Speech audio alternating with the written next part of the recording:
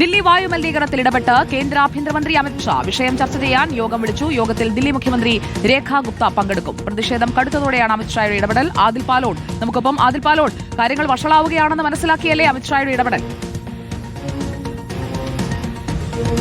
അങ്ങനെ തന്നെ വേണം വിലയിരുത്താൻ. പ്രത്യേകിച്ച് വ്യാപകമായ പരാതികൾ വരുന്നു. ഒപ്പം ബി.ജെ.പിക്ക് ഉള്ളിൽ തന്നെ വിമർശനങ്ങൾ വരുന്നു. എന്തുകൊണ്ടാണ് ദില്ലിയിലെ വായു മലിനീകരണം ഇത്രയും? ദില്ലിയിൽ സംസ്ഥാനം ഭരിക്കുന്നത് ബി.ജെ.പി സർക്കാരാണ്, രേഖ ഗുപ്തയാണ് മുഖ്യമന്ത്രി, കേന്ദ്രം ബി.ജെ.പിയുടെ കയ്യിലാണ്. എന്നിട്ടും എന്തുകൊണ്ട് ഇതിലൊരു നടപടി സ്വീകരിക്കാനും വായു മലിനീകരണം കുറയ്ക്കാനും കഴിയുന്നില്ല എന്ന ചോദ്യം മുന്നണിക്കും പാർട്ടിക്കും ഉള്ളിൽ തന്നെ ഉയർന്നുകൂടി പശ്ചാത്തലത്തിലാണ് അമിത്ഷായുടെ നേരിട്ടുള്ള ഇടപെടൽ എന്ന് വിലയിരുത്തേണ്ടി വരും.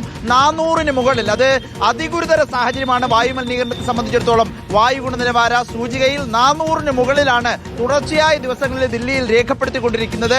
സാധാരണക്കാർക്ക്, കുഞ്ഞുങ്ങൾക്ക്, പ്രായമാർക്കൊക്കെ ശ്വസിക്കുന്നതിന് പോലും ബുദ്ധിമുട്ടുണ്ടാകുന്ന ഒരു ഗ്യാസ് ചേമ്പറിന് സമാനമായ സാഹചര്യം. ഈ സാഹചര്യവും വിമർശനവും പരിഗണിച്ചുകൊണ്ട് തന്നെയാണ്, അത് വിലയിരുത്തിക്കൊണ്ട് തന്നെയാണ് അമിത്ഷായുടെ ഒരു യോഗം ചേരാൻ തീരുമാനിച്ചിരിക്കുന്നത്.